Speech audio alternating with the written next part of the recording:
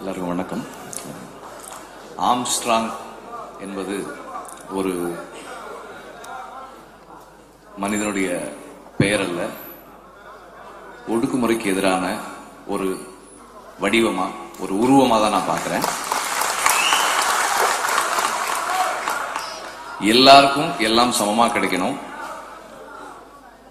மேல கீழன்னு இருக்கக்கூடாதுன்றதுக்காக வேலை பார்த்த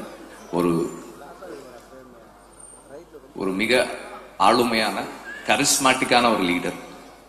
தன்கிட்ட வந்த எல்லாரையுமே படின்னு சொன்னாரு, படிக்க வச்சாரு, இன்ஸ்பயர் பண்ணாரு. தொடர்ந்து எல்லாருக்கும் அன்பாக செயல்பட்டவர். அவருடைய ஒவ்வொரு செயலும், ஒவ்வொரு வேலையும் எல்லாரையும் எப்போதும் ஈக்குவலா பாக்குறது. அண்ட் அவரோட நெருக்கமா பழகின எல்லாரும் என்கிட்ட சொல்லியிருக்காங்க, அவர் எவ்வளவு கனிவாவும் அன்பாவும் எப்போ போனாலும் ஆக்சசிபிளா இருக்கக்கூடிய ஒரு லீடர். யார் வேணா அவரை எப்போ போனா சந்திக்கலாம், எந்த நேரத்திலும் என்ன வேணா அவர்கிட்ட கேட்கலாம். அண்ட் நேத்து ஒருத்தர் சொன்னாரு, நான் திடீர்னு போன் பண்ணாரு, போன் பண்ணி என்ன நீங்க பைக்ல போயிட்டு இருக்கீங்க, வாங்க ஒரு கார் நான் எடுத்துறேன், எடுத்துக்கங்க, கார் எடுத்துங்கன்னு சொன்னாரு அப்படின்னு சொன்னாங்க. ஒடுக்குமுறைக்கு எதிராக போராடிய மனிதர் ஆம்ஸ்ட்ராங் என்று அழகான பதிவை தன் எளிய முறையில் சிறப்பாக பதித்துவிட்டு சென்றிருக்கின்ற இயக்குனர் வெற்றிமாறன் அவர்களுக்கு நெஞ்சார்ந்த நன்றியை கூறிக்கொள்கிறோம். பெரிதும் ஈர்த்த ஒரு புரட்சிகர தோழராக நான் ஆம்ஸ்ட்ராங் அவர்களை பார்க்கின்றேன். பார்த்த கோபமும் அந்த மக்களிடத்தில் இருக்கக்கூடிய ஆற்றாமையும் இந்த அரசு நிறுவனமும் அரசு அதிகாரிகளும் அந்த மக்களுக்கு எதிராக நடத்துகின்ற அத்தனை ஒடுக்குமுறைகளையும் நேராக பல ஊர்களில் பல இடங்களில் நான் பார்த்திருக்கின்றேன். அந்த இடத்திலெல்லாம் இந்த மக்களை ஒன்று திரட்டி இவர்களுக்கு ஒரு நம்பிக்கையை கொடுத்து ஒரு போராட்ட சக்தியாக மாற்றி இந்த அதிகாரிகளை அச்சுறுத்தி வேலை வாங்க வைத்து சட்டத்தில் நமக்கு கொடுக்கப்பட்டிருக்கக்கூடிய பாதுகாப்பை அல்லது அதில் வழங்கப்பட்டிருக்கக்கூடிய நீதியை நிலைநாட்டுகின்ற ஒரு உறுதித்தன்மை அந்த இடத்தில் இருக்காது.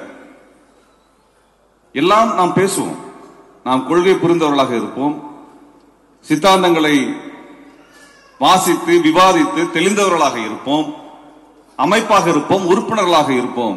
ஆனால் ஏதோ ஒன்று அந்த இடத்துல இல்லாமல் இருக்கும். அது என்னவென்றால், இந்த பிரச்சனைக்கு இறுதி தீர்வை பெறும் வரை நாம் உறுதியாக களத்திலிருந்து பின்வாங்குவதில்லை என்கின்ற அந்த முனைப்பும் அந்த உறுதியும் அந்த இடத்தில் இல்லாமல் இருப்பதை ஒவ்வொரு இடங்களில் நான் பார்த்திருக்கின்றேன். தோழர் ஆம்ஸ்ட்ராங் அவர்களை நேரடியாக களத்தில் சந்தித்த அனுபவம் என்பது இந்த அரக்கோணம் சோகனூர் இரட்டை படுகொலையின் பொழுது 2021 தேர்தல் முடிந்த ஒரு சில நாட்களுக்குள் நடந்த அந்த இரட்டை படுகொலையின் பொழுது அந்த மக்கள் அங்கே வீதியில் நின்று போராடி கொண்டிருந்தார்கள். தோழர் தாஸ் அவர்கள் அந்த போராட்ட களத்தில் மக்களை ஒருங்கிணைத்துக் கொண்டிருந்தார். அன்று அந்த போராட்ட களத்தில் சென்று அங்கே எங்களது தோழர்களுடன் போராட்டத்தில் பங்கெடுத்த பொழுது தோழர் தாஸ் அவர்கள் எப்படியெல்லாம் அந்த மக்களை உற்சாகப்படுத்தி நம்பிக்கையூட்டி போராட்டத்துக்கு தொடர்ச்சியாக வழிநடத்துவதும், இன்னொரு புறத்திலே காவல்துறையினுடைய அடக்குமுறைகளை எல்லாம் எதிர்த்து நிற்பதும் துணிந்து நிற்பதுமான அந்த வழிகாட்டுதல்களை எல்லாம் அவர் தோழர் ஆம்ஸ்ட்ராங் அவர்களிடமிருந்து பெற்று நகர்த்தி வந்ததை நேரில் பார்த்தேன். அதற்கு பிறகு தோழர் ஆம்ஸ்ட்ராங் அவர்கள் நேரடியாக அந்த களத்தில் வந்து அந்த மக்கள் அவர்களுக்கான நீதியை பெறுகின்ற வரையில் அந்த போராட்ட காலத்தில் உறுதியாக நின்று அந்த மக்களுக்கு கிடைக்க வேண்டிய நீதியை பெற்றுக் கொடுத்தார். இது பல இடங்களில் நான் பார்க்க முடியவில்லை, பல இடங்களில் சாத்தியப்படுவதில்லை. தோழர் பாபா மோகன் அவர்கள் இங்கே சொன்னார்கள் அல்லவா, இந்த கோகுல்ராஜ் படுகொலை சம்பந்தமாக அதுல இயங்கக்கூடியவர்களுக்கு வெறுமன ஆதரவு தளம் நான் ஆதரிக்கிறேன் என்கின்ற அளவில் அல்ல, உங்களுக்கு பின்னால் உந்து சக்தியாக நான் நின்று கொண்டிருக்கிறேன் என்று சொல்லுவதற்கு ஒரு குரல் தேவை. நீங்கள் சாய்ந்து நிற்பதற்கு ஒரு மரம் தேவை, வலிமையான மரம் தேவை. அப்பதான் நின்று வேலை செய்ய முடியும். அப்படியான ஒன்று பல இடங்களில் நான் பார்த்ததில்லை, பல இடங்களில் நான் பார்த்ததில்லை. 2 வருடங்களுக்கு முன்பு பிரபாகரன் என்கின்ற ஒரு இளைஞனை இதே போல ஒரு மாற்று சமூகத்தினுடைய பெண்ணோடு அவர் திருமணம் செய்யக்கூடிய முடிவெடுத்த அந்த சமயத்தில் அந்த இளைஞன் படுகொலை செய்யப்பட்டான். அந்த வீட்டுக்கு சென்ற பொழுது அந்த வீட்டுக்கு 3 அந்த இளைஞனுக்கு 3 தங்கைகள். மூத்தவள் அது அதிகபட்சம் அப்பதான் 12ஆம் கிளாஸ் முடிச்சிருப்பாங்க. வீடு என்ற ஒன்றே கிடையாது, மண் சுவர் மட்டும்தான் அங்கே எஞ்சி இருக்கிறது. அந்த குடும்பத்திற்கு நீதி கேட்பதற்கு கூட அங்கே ஆட்கள் கிடையாது. நமக்கு வருத்தமாக இருக்கிறது. நாம் இந்த துயரத்தை புரிந்து கொள்கிறோம், எதிர்கொள்ள வேண்டும் என்று விரும்புகிறோம். ஆனால் இயக்கமாக மக்களை திரட்டி அரசாங்கத்திடம் சண்டை போடுவதற்கும் சமூகத்திடம் சண்டை போடுவதற்கும் அதிகாரிகளிடத்தில் நமக்கான நீதியை பெற்றுக் கொடுப்பதற்குமான உந்து சக்தி கிடைக்கவில்லை. இப்படி பல இடங்களை நான் சொல்ல முடியும். ஆனால் முதலாக இந்த போராட்டத்தில் வெற்றி பெற்றுவிட முடியும் என்கின்ற நம்பிக்கை தோழர் ஆம்ஸ்ட்ராங் அவர்கள் சோகனூர் போராட்டத்திலே களத்திலே நான் பார்த்த பொழுது கண்டது. நான் அவரை பாராட்ட வேண்டும் என்கின்ற இடத்திலிருந்து இதை இந்த மேடையில் நான் பகிரவில்லை. நேரடியாக களத்திலிருந்து இதெல்லாம் தீர்வுகளாக சாத்தியமாகும் என்கின்ற ஒன்றை நம்பிக்கையாக பெற்றனால தான் இங்க பேசுகின்றேன். ஏன்னா நம்மளுக்கு சட்டம் இருக்கிறது, சட்ட பாதுகாப்பு இருக்கிறது, சட்டத்தின்படிதான் அதிகாரிகள் நடக்க வேண்டும், காவல்துறை நடக்க வேண்டும், அரசியல்வாதிகள் அதை கடைபிடிக்க வேண்டும், கொள்கையாளர்கள் இருக்கிறார்கள், கட்சிகள் இருக்கின்றன, ஜனநாயகத்தை பேசுபவர்கள் இருக்கிறார்கள், எழுத்தாளர்கள் இருக்கிறார்கள், எல்லோரும் இருக்கிறோம். ஆனால் நீதி கிடைப்பதில்லை. எத்தனை போராட்டங்கள், எத்தனை பிரச்சனைகள். நாம் ஆயிரக்கணக்கில் லட்சக்கணக்கில் திரள்கிறோம், ஆனால் நீதி கிடைப்பதே இல்லை. ஆனால் அந்த இடத்தில் உறுதியான ஒரு மனிதன் தேவை. அந்த பிரச்சனையில் இறுதி தீர்வு வரை நான் நிற்பேன் என்று சொல்லக்கூடிய தலைவன் தேவை. அப்படி இருந்தால் நான் ஒரு பிரச்சனை அல்ல, இரு பிரச்சனை அல்ல, நீ எத்தனை இடத்தில் பிரச்சனை கொடுத்தாலும் உறுதியாக நான் நின்று அந்த இடத்தில் வென்று காட்டுவேன் என்று சொல்லும் பொழுதுதான் இந்த சாதிய சமூகம் அடித்து வீழ்த்தப்படும். அப்படிப்பட்ட ஒரு குரல், அப்படிப்பட்ட ஒரு அரசியல் தெளிவு தோழர் ஆம்ஸ்ட்ராங் அவர்களிடத்தில் நான் பார்த்திருக்கின்றேன். அந்த சோகனூர் சிக்கலிலே அந்த மக்களுக்கான நீதியை பெற்றுக் கொடுத்து அதற்கு பிறகு படத்திறப்பு நிகழ்வுகளில் பங்கெடுத்த பொழுது அவர் உரையாற்றினார். இன்றும் என்னால் மறக்க முடியாத அந்த உரை, அதில் நான் கற்றுக்கொண்ட சில விஷயங்கள். அவர் அந்த இடத்திலே, அந்த இளைஞர்களிடத்திலே, அந்த உணர்வோடு இருக்கக்கூடிய அந்த கிராமத்து மக்களிடத்திலே அரசியல் படுத்துகின்ற ஒரு உரையை பதிவு செய்தார். உணர்ச்சி வசப்படுத்தக்கூடிய பதிவை அவர் செய்யவில்லை. நாமெல்லாம் யாரு தெரியுமா, நம்ம அடிச்சா தாங்கிடுவாங்களா அப்படின்னு அவர் பேசல. நீ அவனை அரசியலாக எதிர்கொள், சட்டம் உனக்கு அனைத்து பாதுகாப்பையும் ஆயுதத்தையும் கொடுத்திருக்கிறது, சட்டத்தின் வழியாக அவனை நீ கையாள வேண்டும் என்று அவர் அறிவுறுத்தினார். அந்த மக்களை நெறிப்படுத்துவது ரொம்ப ரொம்ப முக்கியம். ஒரு சிக்கலில், ஒரு போராட்ட களத்தில் மக்களை நெறிப்படுத்தி அரசியல் படுத்தி அவர்களை ஒன்றுபடுத்தி வழிகாட்டி வெற்றி பெறுவது என்பது ரொம்ப முக்கியம். அது அந்த சமயத்தில் அந்த 3 நாட்கள் 4 நாட்களுக்கு சிக்கல் முடிந்து விடுவது கிடையாது. அது நாட்கணக்கில், வாரக்கணக்கில், மாத கணக்கில், ஆண்டு கணக்கில் தொடர்ந்து கொண்டு இருக்கும். அப்படி என்றால் அரசியல் உறுதியும் தெளிவும் நிதானமும் தேவை. அதை அவர் அந்த இடத்துல அந்த மக்களுக்கு கற்றுக் கொடுத்துக் கொண்டிருந்தார்.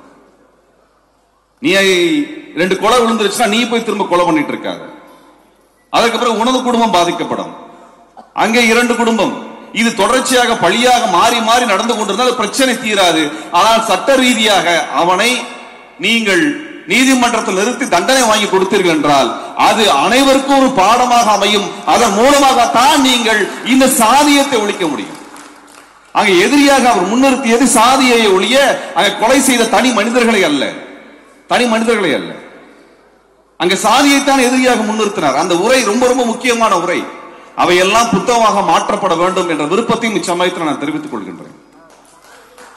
அவையெல்லாம் புத்தகமாக மாற்றப்பட வேண்டும். ஏனென்றால் இங்கே யார் எதிரி, எது எதிரி, எதை எப்படி வெல்வது என்கின்ற சூத்திரம் தெரியாத காரணத்தினால்தான் நமக்கு சட்டங்கள் இருந்தாலும் அதை பாதுகாக்க வேண்டிய பொறுப்புகள் கொண்ட அதிகாரிகள் இருந்தாலும் நம்மால் வெல்ல முடியாமல் போய்விடுகிறது. அந்த சூத்திரத்தை தோழர் ஆம்ஸ்ட்ராங் அவர்கள் போகிற இடங்களில் எல்லாம் கற்றுக் கொடுத்தார்.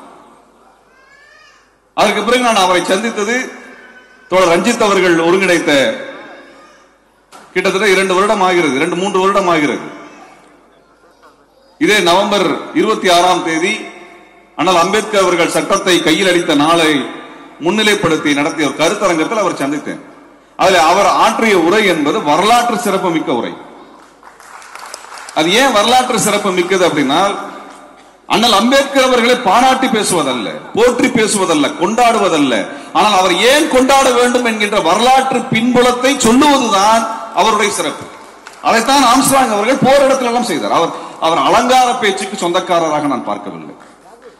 உணர்ச்சி வசப்படுத்தக்கூடிய ஒரு அடுக்குமொழியை பேசக்கூடியவராக நான் அவரை பார்க்கவில்லை. அறிவார்ந்த தெளிந்த அரசியல் படுத்துகின்ற உரைதான் அனைத்து இடங்களிலும் அவர் வெளிப்படுத்தினார். சோகனூர் படுகொலையிலே அந்த வீதியிலே அந்த மக்களிடத்தில் நின்று பேசிய உரையில் ஒரு தெளிவு இருந்தது, அதில் ஒரு நிதானம் இருந்தது, அரசியல் படுத்தும் பண்பு இருந்தது. அதே ஒரு குரலும் அதே பண்படுத்தலும் அந்த அரங்கில் நீலம் ஒருங்கிணைத்த அந்த அரங்கிலும் அதே குரலைத்தான் அதே அளவில் ஆழத்தில் அவர் பதிவு செய்தார். அன்பான தோழர்களே, இப்படிப்பட்ட ஒரு தலைவரை இழந்தது என்பது ஈடு செய்ய முடியாத இழப்பு. ஏனென்றால் இன்றைக்கு அனைத்து சிக்கல்களை எதிர்கொள்ளக்கூடிய சமயத்தில் நாம் சட்ட ரீதியாக இதற்கான பாதுகாப்பை எல்லாம் வாங்கிவிட்டோம். சட்ட ரீதியாக எல்லா பாதுகாப்பும் நமக்கு இருக்கிறது. ஆனால் எப்படி நடைமுறைப்படுத்துவது? அரசு அதிகார வர்க்கம் முழுவதுமே சாதியமாக இருக்கக்கூடிய இடத்தில் இவர்களை உந்தி தள்ளி அந்த நீதியை பெற்றுத் தருவதற்கு நமக்கான ஒரு வலிமை வேண்டும். அந்த வலிமையும் பாதுகாப்பையும் உற்சாகத்தையும் உறுதியையும் நமக்கு கொடுத்தவர் தோழர் ஆம்ஸ்ட்ராங் அவர்கள்.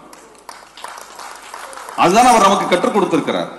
நான் இந்த மேடையிலே உங்களிடத்தில் வேண்டுவது, அவர் கற்றுக் கொடுத்த அந்த வழிமுறை, பலத்தை எந்த இடத்தில் பயன்படுத்த வேண்டும், எந்த இடத்தில் பயன்படுத்தக்கூடாது, அறிவை எந்த இடத்தில் முன்னுக்கு நகர்த்த வேண்டும், எந்த இடத்தில் சட்ட ரீதியாக நடவடிக்கை எடுக்க வேண்டும், எப்படி மக்களை அரசியல் படுத்த வேண்டும் என்று அனைத்தையுமே அவர் செய்து காட்டியிருக்கின்றார். சொல்லி செல்லவில்லை, நடத்தி காட்டியிருக்கின்றார். அவர் ஒரு 1000 ஆம்ஸ்ட்ராங்குகளை உருவாக்கக்கூடிய பேச்சுக்களை பேசியிருக்கிறார், செயல்பாடுகளை நடத்தி காட்டிருக்கிறார். அந்த வகையில் ஒரு 1000 ஆம்ஸ்ட்ராங்கள் இந்த மண்ணில் எழ வேண்டும் என்ற பெருவிருப்பத்தை இந்த இடத்துல பதிவு செய்து தோழர் ஆம்ஸ்ட்ராங் அவர்களுக்கு எனது வீர வணக்கத்தை பதிவு செய்து விடைபெறுகிறேன். நன்றி, வணக்கம். எல்லா தோழர்களுக்கும் வணக்கம். ஆக்சுவலி நேற்று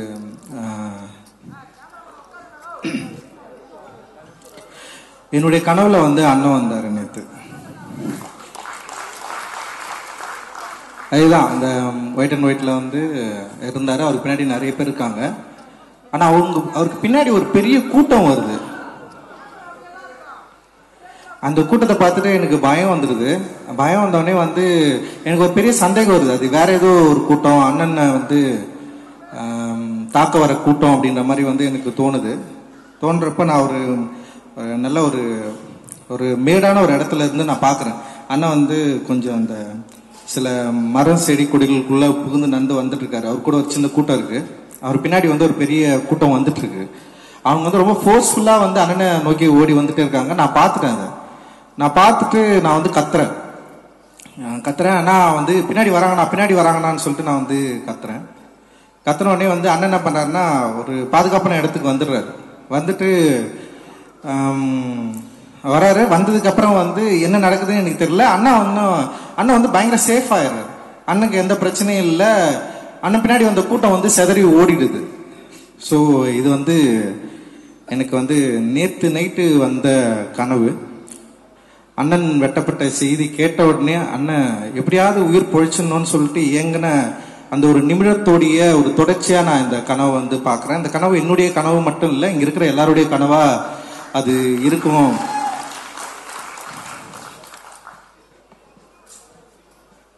அண்ணன் நம்மிடையே இல்லை. அவரை நினைவு கூற ஒரு இடத்துக்கு நம்ம வந்திருக்கிறோம். இந்த புத்தகத்தை நான் முழுசா வாசிச்சேன். ஆக்சுவலி இது நமக்கு தெரிந்த அண்ணன் இதுக்குள்ள இருக்காரு. அண்ணனை பற்றி தெரியாத சில வன்மவாதிகளுக்கு இந்த புத்தகத்தை நம்ம பரிசீலிக்கணும் அப்படின்னு நான் நினைக்கிறேன்.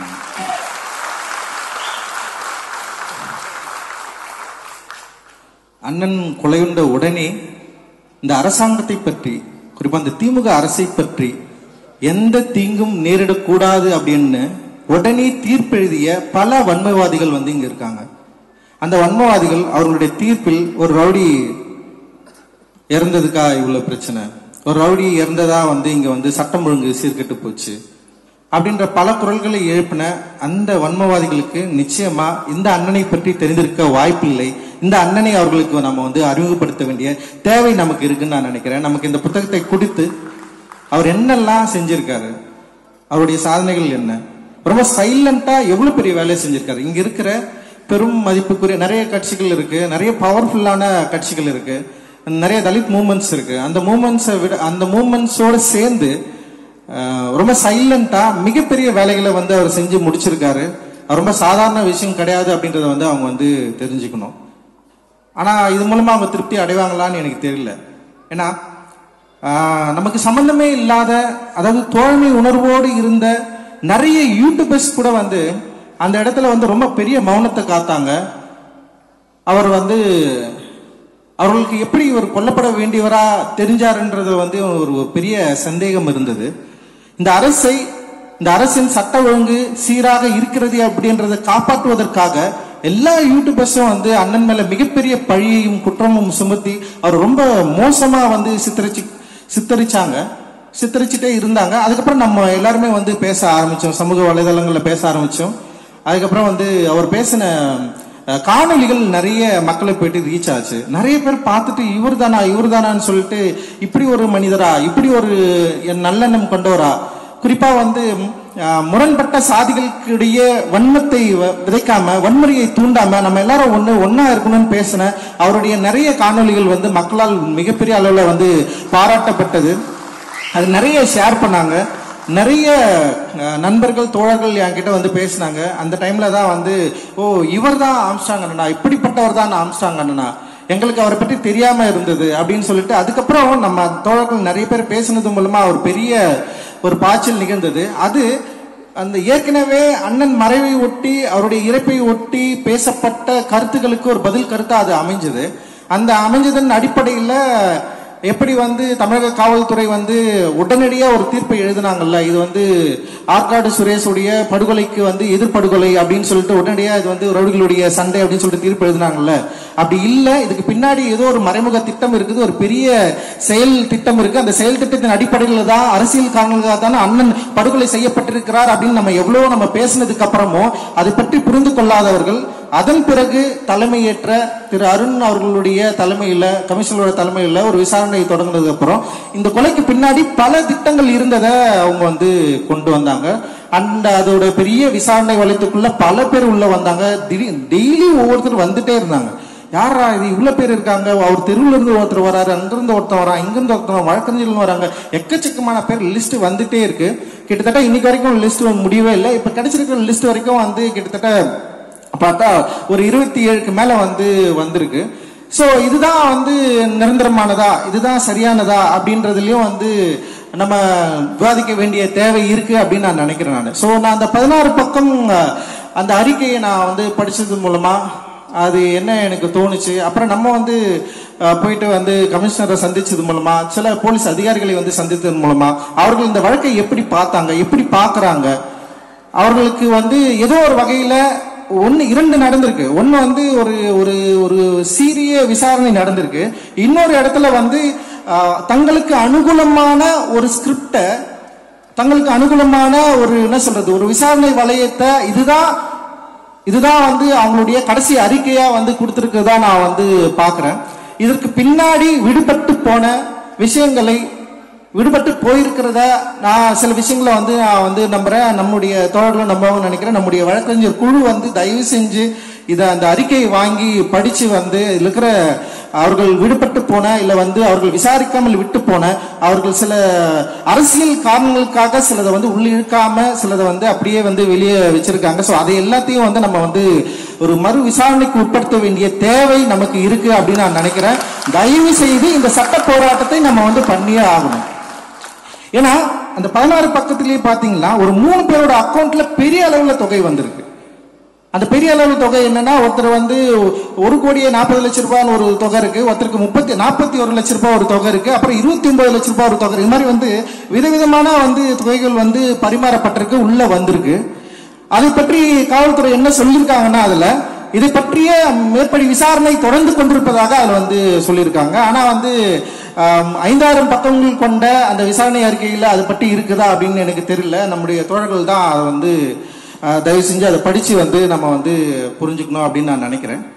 அண்ட் வந்து இது ஒரு வகையில காவல்துறைக்கும் இல்ல வந்து இப்ப இந்த படுகொலைக்கும் நிகழ்ந்ததுக்குமான இல்ல வந்து எது உண்மை இல்லை, இல்ல இதுல வந்து குறைந்தபட்ச உண்மைகளை வந்து மட்டுமே மையப்படுத்தி கொண்டு வரப்பட்ட அறிக்கையாகவும் இருக்கலாம் அப்படின்ற ஒரு சந்தேகம் வந்து எனக்கு இருக்கு. அந்த சந்தேகத்தை நம்முடைய தோழர்கள் அவங்களுக்கும் இருந்ததுன்னா டெஃபினட்டா நம்ம வந்து இதை ரீஅப்பீல் பண்ணி திரும்ப மறு விசாரணைக்கு உட்படுத்தி சட்ட ரீதியான ஒரு போராட்டத்தை நம்ம ரொம்ப ஸ்ட்ராங்கா செய்யணும் அப்படின்னு நான் நினைக்கிறேன். இதில் யாரும் விடுபட்டு விடக்கூடாது அப்படின்றதுதான் ரொம்ப ரொம்ப முக்கியமானதா அப்படின்னு நான் நினைக்கிறேன். ஏன்னா சம்பந்தமே இல்லாம சிசிங் சேகர் ஏன் சாகணும்னு தெரியல, ஏன் என்கவுண்டர் பண்ணணும்னு எனக்கு தெரியல. அப்படி என்கவுண்டர் பண்ணப்பட்டு சிசிங் சேகர் அவர் என்கவுண்டர் பண்றப்படுறாரு.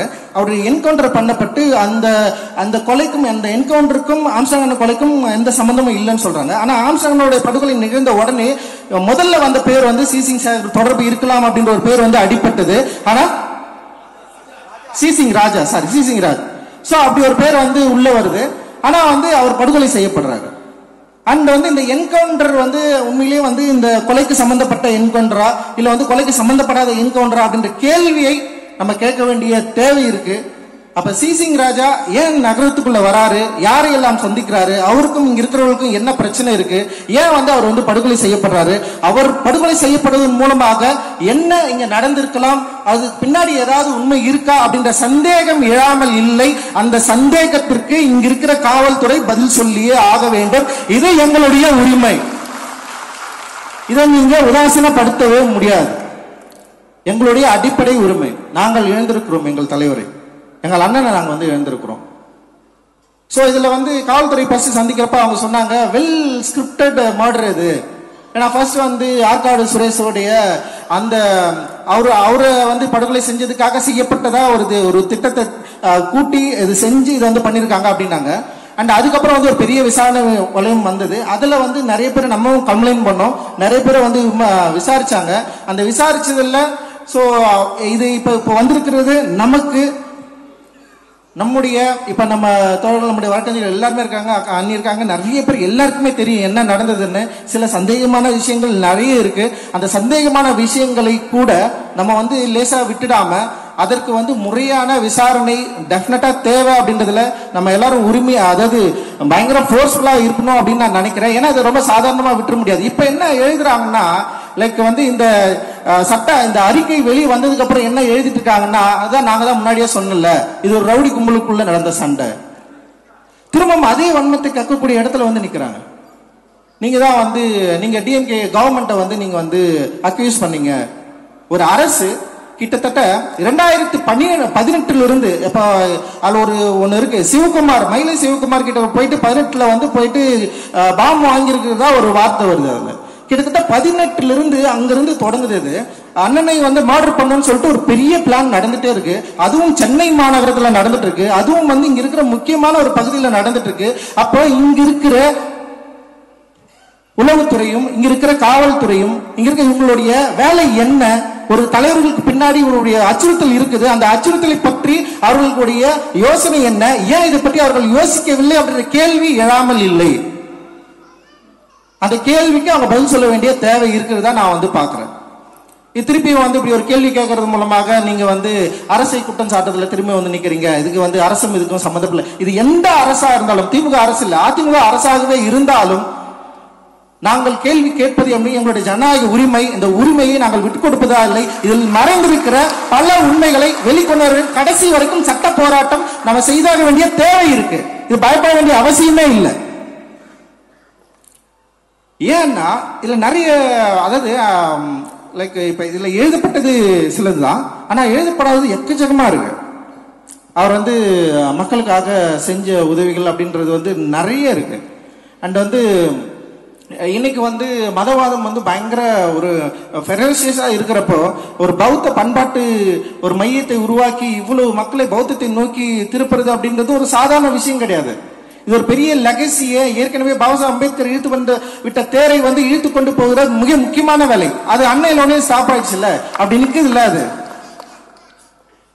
சோ நிறைய யோசிக்க வேண்டியது இருக்கு. இந்த யோசனைகளுக்கு அவர்கள் பதில் சொல்லியே ஆகணும். இந்த கேள்வி கேட்பதால் உடனே அரசுக்கு எதிரானவர்கள், இவர்கள் அரசு திட்டமிட்டே இவங்க அட்டாக் பண்றாங்க, இவங்களுக்கு இதேதான் வேலை, இது ரவுடி கும்பலோட சண்டை அப்படின்றது கிடையாது, அப்படி சொல்லி போயிட முடியாது அப்படின்றது தான் எங்களுடைய விவாதம். அதுதான் எங்களுடைய திட்டவட்டமான எண்ணமும் கூட நீங்கள் பதில் சொல்லியே ஆக வேண்டும். கடைசி வரை நாங்கள் கேள்வி கேட்டுக்கொண்டே இருப்போம்.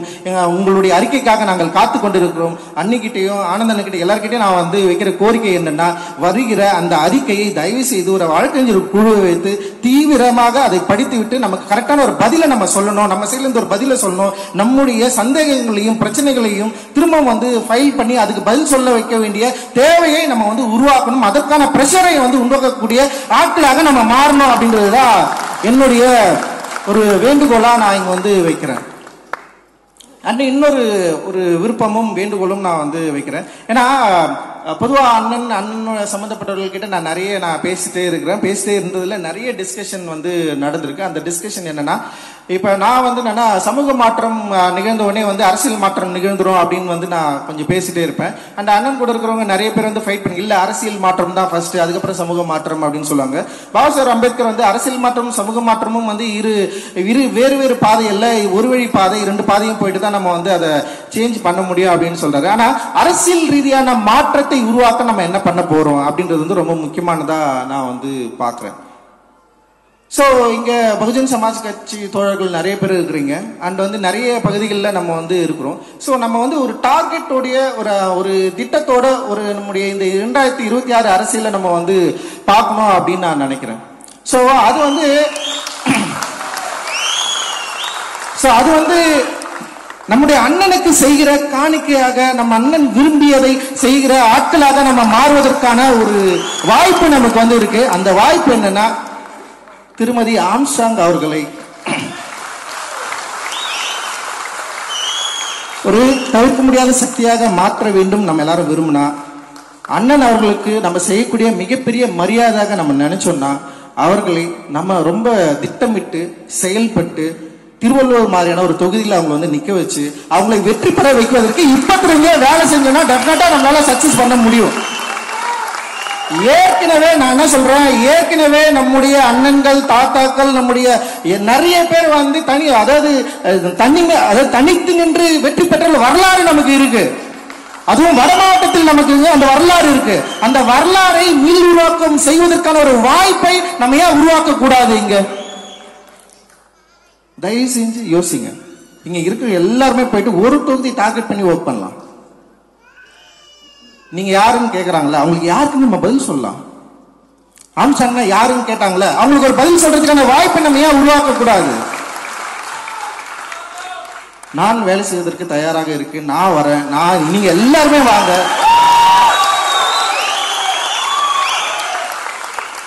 இப்பயே முடிவு பண்ணலாம், திருவள்ளூர் தொகுதியில் முடிவு பண்ணிக்கலாம். ஓகேவா, இறங்கலாம். கன்சிராம் அவர்களை போல திண்ணையா போயிட்டு உட்காரலாம், தெருவா உட்காருங்க. கிட்டத்தட்ட வந்து 2 வருஷம் இருக்கு. நல்லா சொல்ற, நல்ல புரிஞ்சுக்க, 2 வருஷம் இருக்கு. ஒரு 2000 பேர் இருக்க மாட்டீங்களா? 20,000 பேர், எவ்வளவு பேர்? எல்லாருமே ஒரு தொகுதியில போவோம், எல்லாருமே வேலை செய்வோம். பாரு, வெற்றி தோல்வி மேட்டரே கிடையாது. என்ன சொல்றீங்க? சண்டை செய்யறோமா இல்லையா?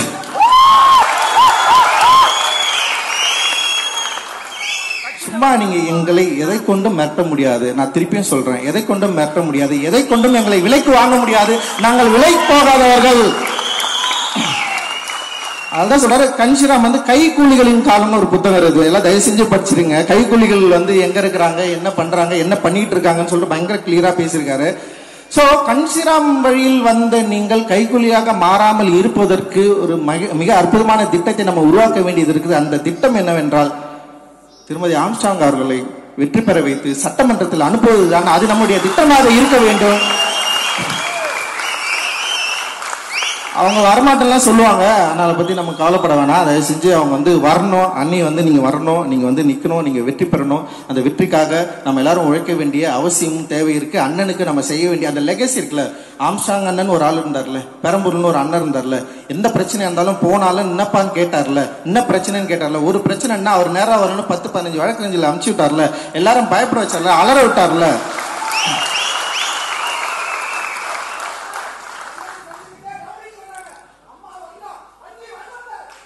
அதுதான் நானும் சொல்றேன். சோ நாம வந்து பாபா சாஹேப் அம்பேத்கரின் வாரிசுகள். சோ அதனால நம்ம வந்து யாருக்காகவும் எப்பவும் நம்ம பயப்பட போறது இல்லை. ஏன்னா இத்தனை காலம் சண்டை போட்டவங்க வந்து இவ்வளவு இன்னும் இருக்கிற காலம் சண்டை போட முடியாதா? நான் இத்தனை காலம் இழந்தவர்கள் இன்னும் கொஞ்சம் இருக்கிற காலம் சண்டை போட முடியாதா? நம்ம எவ்வளவோ இழந்துட்டோம். ஆனா வந்து அவ்வளவு இழந்தோம், அவ்வளவு வீண்டும், அதாவது மடிந்து விடாதவர்கள் வீண்டும் நம்ம அப்படி நின்றுகிட்டே இருக்கோம், தொடர்ந்து சண்டை செஞ்சுட்டே இருக்கிறோம். அதுதான் நம்முடைய சிறப்பு. அது சாதாரண விஷயம் கிடையாது. சும்மா வந்து நம்ம வந்து அப்படியே ஓரத்தள்ளி அப்படி விட்டு போயிட முடியாது. இன்னைக்கும் கூட தமிழக அரசியல் சூழல்ல தலித்துகளின் ஓட்டு மிக முக்கியமான வாக்கு வங்கியா இருக்குதுன்றத இங்க எல்லாருமே நம்பி இருப்பாங்க. யாராலையும் மறக்க முடியாது, மறுக்கவும் முடியாது, அதை வந்து ஒதுக்கி தள்ளிவிடவும் முடியாது. சோ யாரும் ஜெயிக்கிறப்ப ஏன் நம்ம ஜெயிக்க கூடாது? அண்ணன் என்ன சொல்றாரு? நம்ம ஏன் முதலமைச்சர் ஆக முடியாது? நம்ம ஏன் இந்தியாவின் பிரதமராக ஆக முடியாது? நம்ம ஏன் இந்த நாட்டை ஆள முடியாதுன்னு ஒரு கேள்வி இருக்குல்ல, அது கஞ்சினாவோட கேள்வி தானே, பாபா சாஹேப் அம்பேத்கரின் கேள்வி தானே. நம்ம ஏன் ஆக முடியாது? ஏன் முடியாது? இந்தியாவில் 3% இருக்கிறவர்கள் இந்த நாட்டை ஆளும் போது நம்மளால ஏன் ஆள முடியாதுன்னு நான் கேட்கிறேன். நான் சோ இந்த நாட்டை ஆளக்கூடிய எல்லா எண்ணங்களும் பண்பும் இந்த மக்களை ஒன்று சேர்க்கக்கூடிய பாபா அம்பேத்கருடைய எண்ணமே வந்து என்னன்னா பிசி எம்பிசி ஓசி எல்லாரையும் ஒன்று சேர்த்து ஒரு பெரிய அரசியல் சக்தியை உருவாக்கணும்னு விருப்பப்பட்டாரு. ஆனா அந்த விருப்பம் உடைக்கப்பட்டது. ஒவ்வொரு டைமும் உடஞ்சு இன்னைக்கு வந்து எல்லாருமே எதிரெதிர் அணியில் இருக்கிறோம். சோ நம்ம இன்னைக்கு ஒரு முக்கியமான இடத்துல வந்து நிக்கிறோம் நான் நினைக்கிறேன். அந்த முக்கியமான இடத்துடைய ஒரு தீர்வா ஒரு முடிவா 2 விஷயம் எடுத்துக்கலாம். ஒண்ணு, அண்ணனுடைய படுகொலைக்கு காரணமாக யாரும் இந்த சட்ட தண்டனையில் இருந்து விடுபடவே கூடாது. எந்த அரசியல் காரணங்களை கொண்டும் எந்த அரசியல் சலுகைகள் கொண்டும் அவர்கள் தப்பித்து விடக்கூடாது. அந்த யாரா இருந்தாலும் அவர்களை உள்ள கொண்டு வரதுக்கு நம்ம தொடர்ந்து ஒரு பெரிய ஒரு ஃபைட்டை வந்து நம்ம பண்ண வேண்டியது இருக்கு. அந்த சட்ட ரீதியான ஒரு போராட்டத்தை நம்ம தொடர்ந்து நிகழ்த்த வேண்டிய தேவை இருக்கு. அதே நேரத்தில் அரசியல் அதிகாரத்தில் நமக்கான பங்கு என்ன, ஆம்ஸ்ட்ராங் அண்ணன் விரும்பிய பங்கு என்ன, அந்த பங்கை, அந்த பிரதிநிதித்துவத்தை, அந்த பவரை உருவாக்க வேண்டிய தேவை நமக்கு இருக்கு. அந்த தேவையின் அடிப்படையில் நம்ம செயல்பட வேண்டிய நமக்கு ஒரு மிக முக்கியமான கடமை இருக்கு. அந்த கடமை திருமதி ஆம்ஸ்ட்ராங் அவர்களை சட்டமன்றத்தில் அனுப்புவது மூலமாக நம்ம வந்து ஆரம்பிச்சு வைக்கலாம் அப்படின்ற ஒரு வேண்டுகோளோட ஒரு கட்டளையோட உங்ககிட்ட இருந்து நான் விடைபெறேன். ஜெய் ஹிந்த்.